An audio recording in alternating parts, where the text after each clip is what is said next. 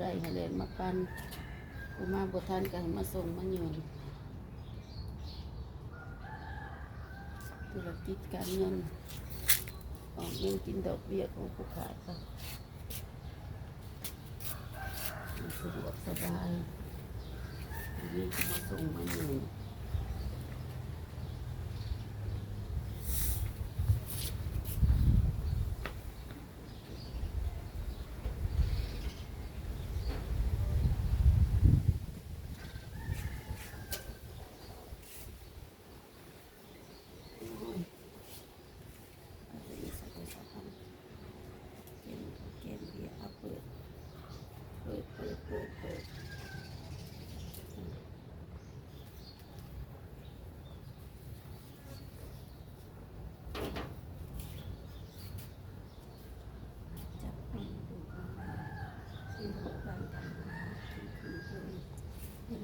สอบมาได้